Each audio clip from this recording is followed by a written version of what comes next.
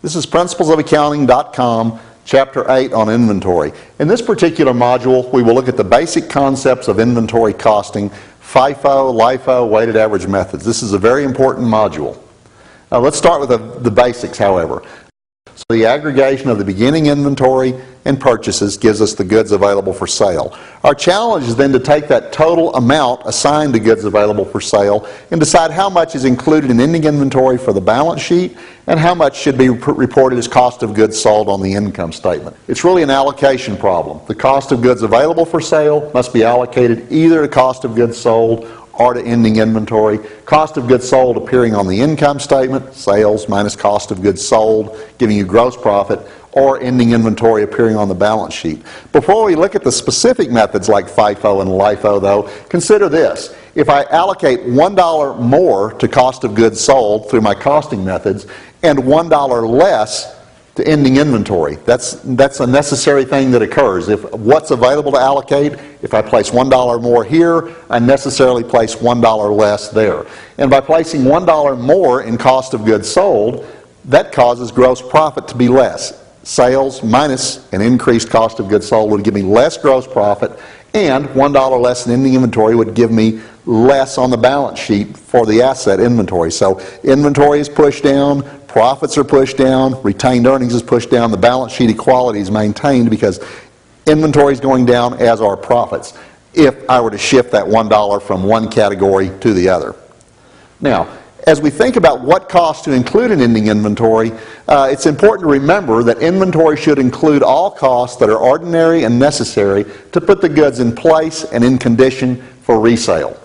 This would include the invoice price, the freight cost, that is freight in, the cost that's necessary to bring it to its intended condition for resale, and similar items. It does not include, however, carrying cost of inventory, such as interest that's incurred on financing inventory, storage, or insurance cost. Those costs are expenses incurred. They are not inventoriable type costs. Also excluded are selling costs, freight out cost, which is deemed to be a selling cost, salesman's commissions, and so on. Those costs are also expensed as incurred. Now, costing methods. Each unit of inventory will not always have the same cost. As we buy or acquire or manufacture goods, there may be a different cost that's incurred per unit. Therefore, a company must adopt an inventory costing method that is applied consistently from year to year to allocate the cost of all of the units to the units that are in ending inventory and the units that are actually sold or cost of goods sold. So this gives rise to certain cost flow assumptions, which are assumptions about how costs are assigned to inventory. It bears no relation to physical flow of goods. If we're talking about milk, for example, we could cost that milk inventory by FIFO or LIFO or an average cost method. Even though selling that milk, we would probably try to sell it on a first in, first out basis to get rid of the older stock and constantly keep the newer stock, hold it back until we clear the older stock out of inventory. But no matter how our physical flow is occurring, such as I've described for milk, we could use any of these methods to assign the cost flow for accounting purposes. Looking at first in, first out, or FIFO, the oldest cost, the first in, are matched against revenue and assigned to cost of goods sold first. The recent purchases, those that are left over, the most recent cost is assigned to ending inventory. Looking at an example, we had zero beginning inventory. These are nails, barrels of nails, and we had 3 purchases during the period. We bought 100 pounds of nails at $1, 100 pounds at $1.10, and 100 pounds at $1.20. The total cost of all of our purchases was $330. Our goods available for sale was $330. When we allocated this on a first in, first out basis, we sold 160 pounds in this particular case. What sold first was this red barrel at $1 and 60 pounds out of the green barrel at $1.10. That's our 160 pounds that were sold from the first units purchased, the red and the green, and we came up with cost of goods sold of $166. The other amounts, the 40 pounds that remained from the green barrel and the 100 pounds from the blue barrel, even though the units are all commingled, those amounts we're assigning to ending inventory. Conversely, last in, first out is just the opposite. The recent costs are matched against revenue and assigned to cost of goods sold, while the oldest purchases remain in inventory. So here we have the same purchases of barrels of nails, 3 barrels at 100 pounds each, at a different cost per pound. When we assign our $330 of cost of goods available for sale, here we're taking the blue and the green first.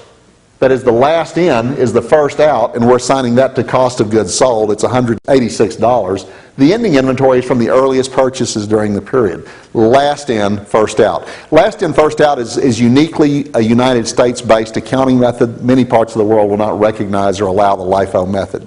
Finally, the weighted average method is a blending of these two approaches. An average unit cost is used to calculate the cost of goods sold and ending inventory. It's very simply determined by dividing total cost of goods available for sale by total units. So in our nail example, $330 was spent on 300 pounds of nails, giving us an average cost of $1.10 per pound.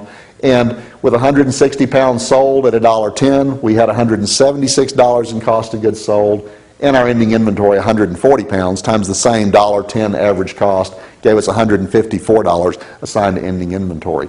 You might find it helpful. Indeed, I would encourage you to look at the textbook. This very illustration is used in the textbook and explained there again, and it probably would be helpful to actually sit down and really think about the mathematics of what's happening with FIFO, LIFO, and weighted average. To recap, first, remember that beginning inventory and purchases gives us cost of goods available for sale, and that amount of cost must be allocated either to ending inventory or cost of goods sold. Second, accountants adopt a cost flow assumption to track those inventory costs within the accounting system, whether that's FIFO, LIFO, or average cost. Third, the adopted cost flow assumption need not bear any relation to the actual physical flow of goods. The costing method is independent of the physical flow of goods. To recap briefly then, with first in, first out, we have our beginning inventory in gold and our purchases in blue here. Together that comprises our goods available for sale. Under first in, first out, our cost of goods sold includes those gold units from beginning inventory as well as some of the purchases. What's in ending inventory was from the very last purchases during the period. LIFO is just the opposite. Here we have the same beginning inventory and purchases rolled together to give us goods available for sale. The ending inventory is all gold. It came from the beginning inventory in this case, and indeed a little bit of the beginning inventory is deemed to be liquidated along with all the purchases in the period. And the weighted average, what I try to show here is all of the cost gets blended together for an average cost, and that cost is interspersed in both ending inventory as well as our cost of goods sold. In the next module, we will look at actual mathematical examples of applying FIFO, LIFO, and average methods.